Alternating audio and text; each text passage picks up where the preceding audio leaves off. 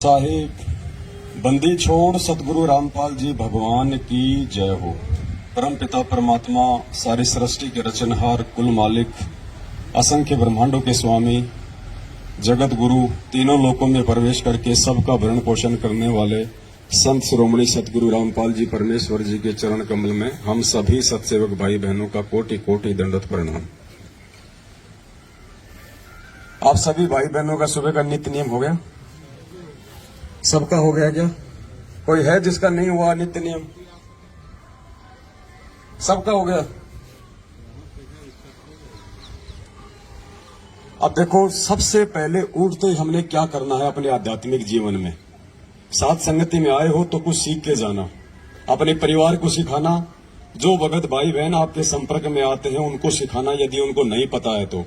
चाहे वो 10 साल पुराना भगत हो, चाहे वो 20 साल पुराना भगत हो, चाहे आपका कोई कोऑर्डिनेटर हो, चाहे नामदान संचालक हो, अगर आप कभी उनके संपर्क में आते हो, आपको यदि कभी उनके घर पे जाने का मौका मिले या कभी वो आपके घर पे आवे, तो हमने देखना है कि वो अपनी क्या आध्यात्मिक क्रियाएं करते हैं। अगर कोई भाई सही तरीके से अपने आध्यात्मिक क्रिया नहीं कर रहा है तो हमारा फर्ज बनता है उसको समझाने का। सबसे पहले हमने अपने परमपिता परमात्मा ने हमें जो नित्य नियम दिया है, जिसकी जैसी भी व्यवस्था है, वैसे तो मालिक का रूल है, ये नियम है, सूर्य उदय होने से पहले पहले नित्य नियम समाप्त हो जाना चाहिए। उसके बाद ये दुनिया का भार घोड़ा, ये हाय हाय, ये भागा दौड़, वातावरण में इतना ज्यादा प्रदूषण, लोगों का शोर शराबा, लोगों के कुशब्द इतने ज्यादा हो जाते हैं, फिर वातावरण बहुत ज्यादा भारी हो जाता है। आप देखते हैं ये कार लोग की भक्ति में फिक्स 5 बजे लोगों के घंटे बज जाते हैं, फिक्स 5 बजे। ये तो पूर्ण परमात्मा की भक्ति है, ये तो पूरा नियम और विधिवत होनी चाहिए। समय परमात्मा ने हमें बताया हुआ ना, तीनों समय की आरती का। तीनों समय की जो आरती है इनको संध्या आरती कहते हैं। संध्या आरती केवल शाम शाम की आरती को नहीं कहते। परमात्मा ने कहा कि जो सुबह का नित्य नियम है ये भी जो है मतलब संध्या आरती है। दोपहर का असुर निकंदन रमैणी है, वो भी संध्या आरती है, और शाम की भी संध्या आरती है। संध्या का मतलब परमात्मा ने बताया 2 समय का जब मिलन होता है उस समय जो आरती होती है उसको संध्या आरती कहते हैं। तो सुबह की आरती का जो समय है, सतलोक आश्रम बरवाड़ा में फिक्स सुबह 5 बजे आरती शुरू हो जाती थी। यानी 5 बजे वो समय है जिस समय रात का समय जा रहा होता है और सुबह का समय आ रहा होता है, वो संध्या हो गई, वो मिलन हो गया 2 समय का, उसको संध्या आरती कहते हैं। वास्तविक तो रूल है ये। बाकी परमात्मा ने, ठीक है, अभी लोग धीरे धीरे भक्ति की सीढ़ियां आगे चढ़ेंगे, तो मालिक को पता है कि लोग एकदम से ये काल इतनी भक्ति नहीं करने देगा, इसलिए परमात्मा ने दिन के 12 बजे तक का टाइम दिया है। किनको? जिनकी अभी आदत सुधरी नहीं है, या जो लोग भक्ति में भी थोड़ा बहुत आलस्य करते हैं, या कोई किसी कारण से, मान लीजिए किसी की नाइट ड्यूटी है, कोई 5 बजे छूटता है, कोई 4 बजे छूटता है, तो वो आते नहीं कर पाता आरती। इसलिए परमात्मा ने अभी हमारे को शुरुआत में 12 बजे तक का टाइम दिया है। बाकी दिन के 12 बजे आरती नहीं होती, आप सबको पता है। आरती अपने टाइम पे हो जानी चाहिए, और ये हमारा प्रथम कर्म होना चाहिए, हमारे जीवन का प्रथम कर्म। तो सुबह सुबह केवल हमें आरती परमात्मा की। उसके बाद में जो दूसरी चीज का नंबर आता है वो है परमात्मा का चरणामृत। आप में से कितने भगत भाई बहन हैं जो सुबह उठते ही चाय दूध या नाश्ते से पहले चरणामृत लेते हैं? झूठ मत बोलना, यह परमात्मा का दरबार है। कितने भगत भाई बहन हैं? हाँ, लेना नित्य नियम के बाद ही है, लेकिन लेते कितने हैं? कईयों को तो 15-15 दिन हो जाते हैं, ध्यान ही नहीं आता कि हमने चरणामृत भी लेना है क्या। ये देखो, ये हकीकत है, शर्मा शर्मी का मार्ग नहीं है ये। ऐसा नहीं है कि जो ले रहे हैं वो बहुत अच्छे हो गए, जो नहीं ले रहे हैं वो बहुत नीचे हो गए। ये यहाँ पे सीखना है, यहाँ पे कोई परफेक्ट नहीं आएगा। जो परफेक्ट हो जाएगा फिर उसको साथ संगति में आने की जरूरत कहाँ? फिर साथ संगति में हम सीखने के लिए आते हैं। दूसरा हमारा जो कर्म है वो ये होना चाहिए कि परमात्मा ने हमें जो ये चरणामृत दिया है, हमने चरणामृत का सेवन करना है। अब चरणामृत को लेते कैसे हैं 90% लोगों को आज तक नहीं पता। चरणामृत लेने की भी एक विधि है, एक प्रोसीजर है, उस हिसाब से हमने उस प्रक्रिया को हमने पूरा करना है। दास आपको थोड़ा सा प्रैक्टिकल करके दिखाएगा, ध्यान से देखना। सबसे पहले आपके घर पे जो भी कोई स्टील का गिलास हो या कोई कप हो, जैसे अपन चाय पिया करते थे पहले, उस कप में चरणामृत तो है ना सबके घर पे, बोतल वगैरह मालिक के दरबार में रखते हैं ना भर के। तो सबसे पहले तो उस बोतल से जो आपने अपने दरबार में रखा हुआ है उसमें से अपना एक कप जो है चरणामृत का ले लेना है, ऊपर रखिए बस। भगत जी एक सादा गिलास का पानी भी ले आओ उधर से, कोई और भगत ले आओ कोई। सबसे पहले भगत जी हमने चरणामृत ले लिया, कप में ले लो, चाहे गिलास में ले लो, चाहे कटोरी में ले लो, चाहे कटोरे में ले लो, कोई दिक्कत नहीं है। उसके बाद सबसे पहले हम क्या करेंगे, जो हमारी विधि है, सबसे पहले हम परमेश्वर को दंडवत करते हैं। सबसे पहले हम उठ के, और जब हम ये चरणामृत लेंगे तो सबसे पहले जो भी पात्र हमारे हाथ में है हम उसको दोनों हाथों से पकड़ के, और उसको केवल एक ही घूंट में लेना होता है। ये चाय की तरह पीने का नहीं होता चरणामृत। इतना है लोग कि जितना आप एक घूंट में आप उसको पी सको एक बार में, 2 बार में भी इसको नहीं पीना है। एक बार में आपका पूरा अंदर ये चला जाए। आधा कप ले लो।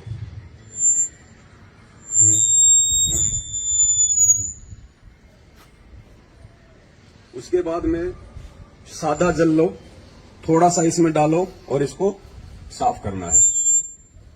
बस थोड़ा इसको हिला के ना वो ले लो। अगर ये स्टील का गिलास है ये, तो आपने स्वयं इसको अपने हाथों से साफ करना है। ये नहीं कि आपने लेके चरणामृत छोड़ दिया, फिर आपकी बेटी धो रही है, आपका बेटा धो रहा है, आपकी माँ धो रही है, आपकी पत्नी धो रही है। नहीं, ये चरणामृत है, ये नियम है। आप कोई सेठ नहीं है, कोई शाहूकार नहीं, आप कोई अनिल अंबानी नहीं है, आप एक भगत है। ये चरणामृत जो आपने लिया है, ये आपने स्वयं ही धो के साफ करके वापस रखना होता है। डिस्पोजल में चरणामृत नहीं लेना चाहिए, क्योंकि जब हम इसको फेंकेंगे तो वो अंश जो है मतलब साथ में जाएगा। तो कोशिश करें भाई, जैसे कोई चीनी मिट्टी का बर्तन हो, कोई स्टील का हो, कोई भी जो पात्र होता है जिसको अपन धो सके, उसमें हमने चरणामृत लेना है। उसके बाद हमने परमात्मा को दंडवत करना है, और दंडवत करके फिर हमने साइड में हटना।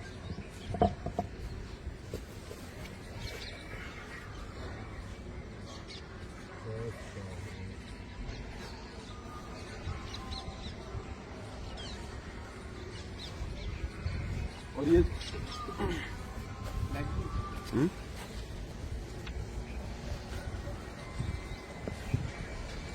और ये जो दंडवत है ना, इतना समझाने के बाद भी काफी संख्या में भाई बहनों को दंडवत भी ढंग से करना नहीं आता है, या फिर वो जानबूझ के नहीं करते, पता नहीं कौन सी उनकी वो ट्रेन छूट रही होती है।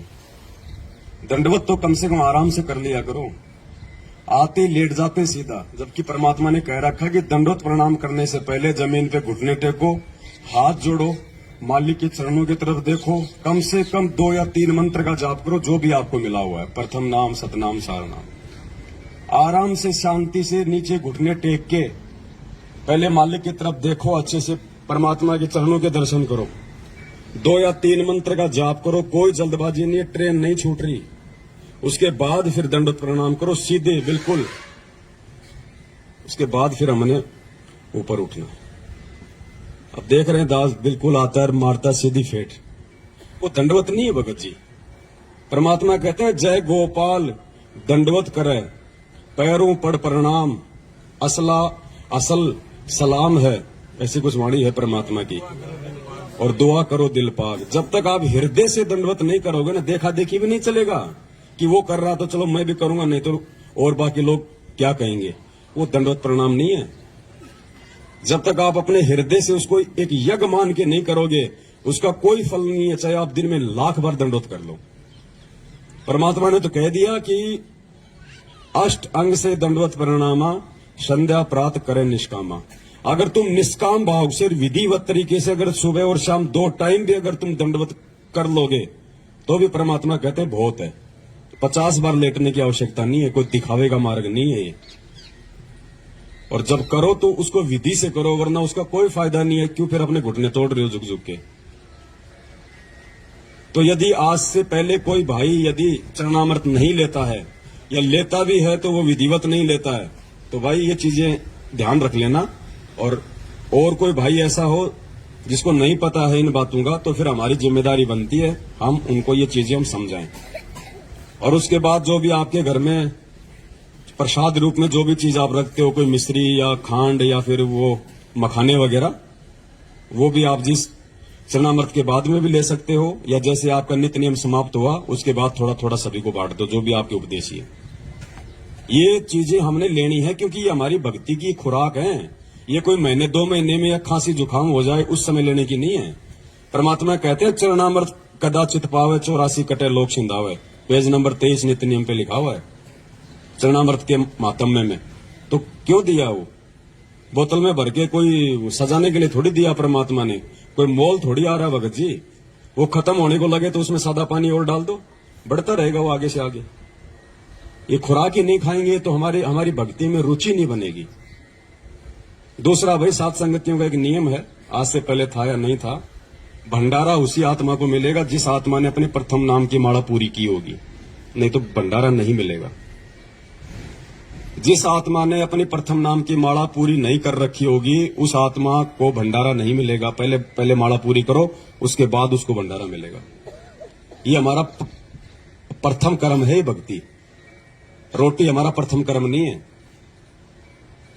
अगर हम लोग उस परमेश्वर का नाम लेके अगर हम भंडारा नहीं कर रहे हैं पहले, तो हम लोग अन्न नहीं खा रहे, हम लोग वो पाप खा रहे हैं।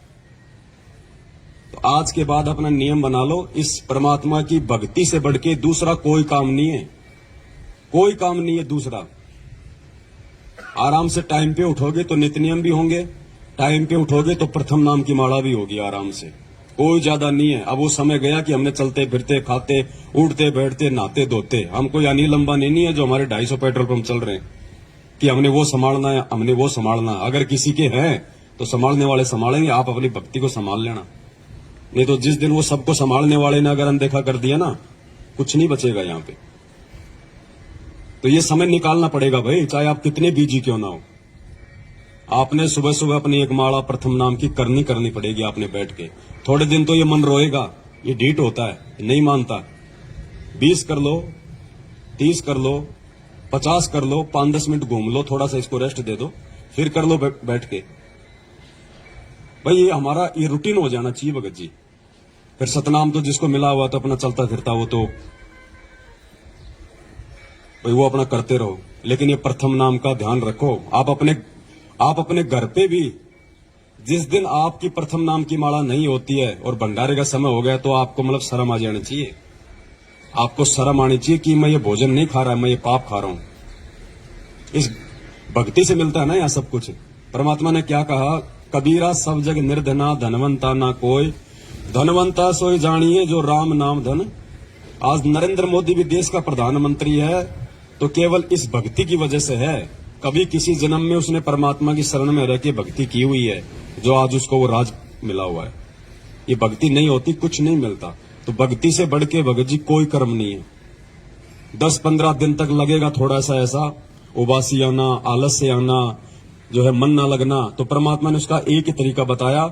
अगर किसी को बुखार हो जाए और अगर बुखार ठीक करना है, ना चाहते हुए भी वो कुनून की गोली खानी पड़ेगी, वो कड़वी गोली आपको खानी पड़ेगी, ना चाहते हुए भी, यदि बुखार ठीक करना है तो। और जब खाओगे तो धीरे धीरे आपका जबर ठीक होगा। तो इसी प्रकार ये मंत्र तो मन जो है नहीं करने देगा, आंट अड़ाएगा। लेकिन परमात्मा कहते हैं जब तुम एक बार 20-30 मन मार के तुम एक बार मंत्र करोगे ना, उसके बाद फिर ये शांत हो जाएगा। फिर ऑटोमेटिक फिर आपका मन लगेगा उन्हीं मंत्रों में, उसी माला में। फिर आपका जब आप 20-30 मंत्र कर लोगे ना, उसके बाद फिर ये थोड़ा थोड़ा ठंडा पड़ जाएगा मन, और फिर आप चाहोगे कि अब मुझे कोई छेड़े नहीं, मैं पूरी माला करूं, इतना आपको आनंद आएगा फिर। तो शुरुआत भगत जी हमने करनी पड़ेगी। इस भक्ति को सतलोक आश्रम मैनेजमेंट हरियाणा ने बिगाड़ दिया है। आप सभी भाई बहन, जब आप नए नए नाम दीक्षा ली आप लोगों ने, आप सबको पता है कि आप कितने भाव से भक्ति करते थे।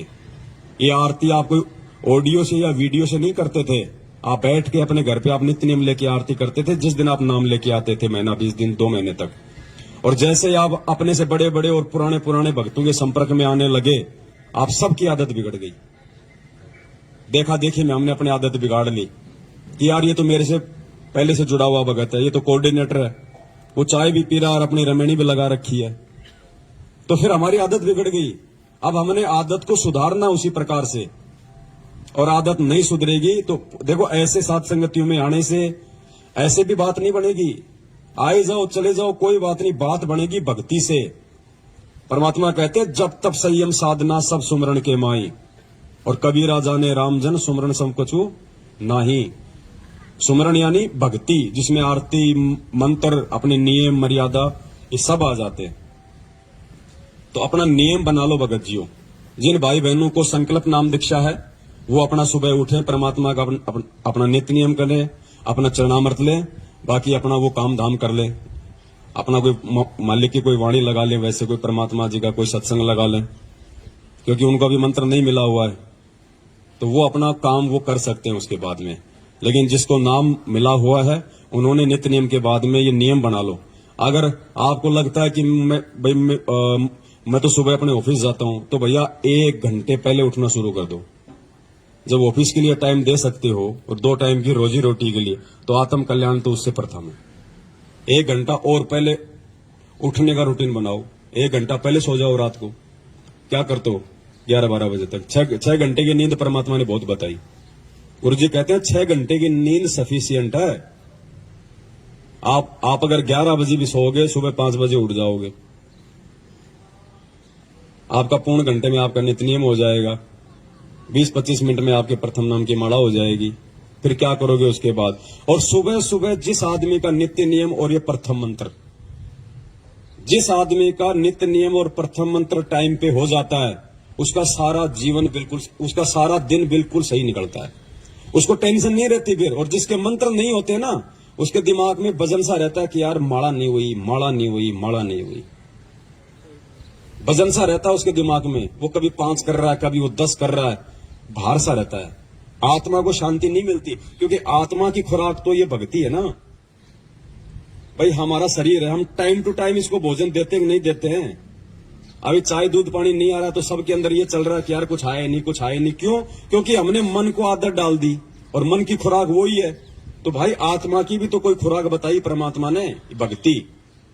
आत्मा की कोई शुद्धि नहीं है, चाहे 3 दिन मंत्र मत करो, हमें कोई फर्क ही नहीं पड़ रहा है। इसका मतलब क्या है? इसका मतलब होता है कि हम नाम से दूर है, हमारा कनेक्शन आउट है।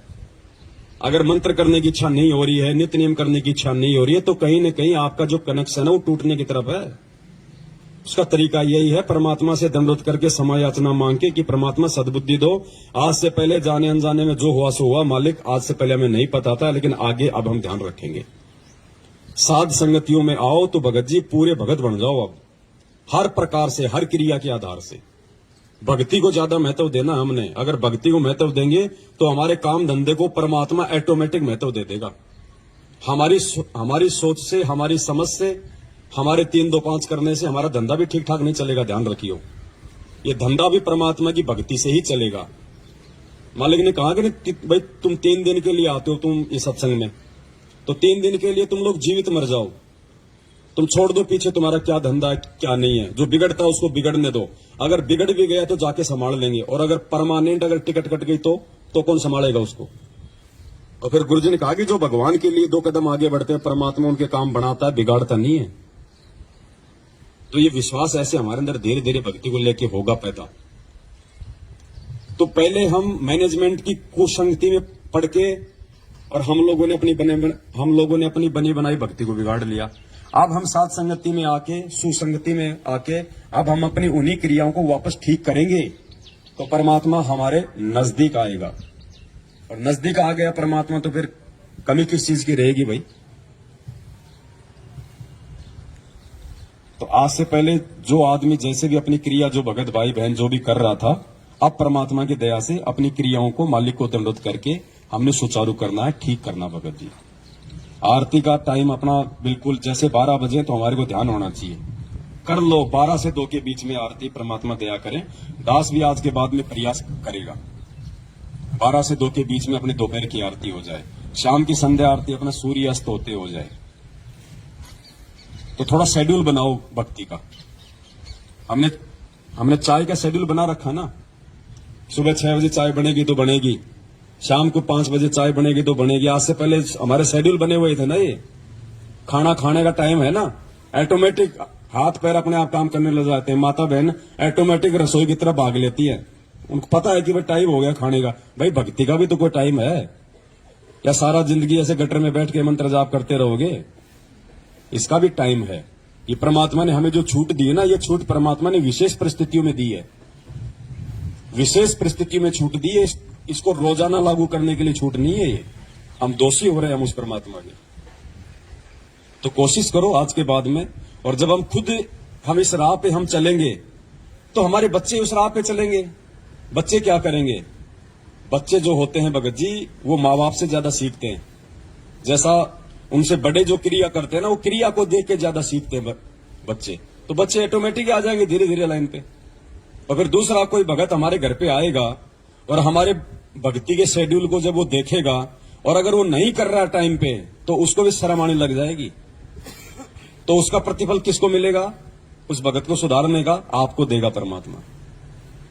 चाहे कोई कितना ही प्यारा क्यों ना हो, कितना अच्छा रिश्तेदार क्यों ना हो, कितना ही बड़ा भगत क्यों ना हो। आरती मंत्र का टाइम हो गया, बोलो भगत जी आप भी करो, दास भी कर रहा है। परमात्मा की चर्चा अपनी जगह है और भगत जी भक्ति अपनी जगह है। तो ज्यादा से ज्यादा हमने इन चीजों पे गौर करना है। भगत बनना है, परमात्मा ने भगत बनाया है, मालिक ने हमारे पर विश्वास किया ना। इस 8.5 अरब की जनसंख्या में से परमात्मा ने हम थोड़ों सौ को भगत बनाया है।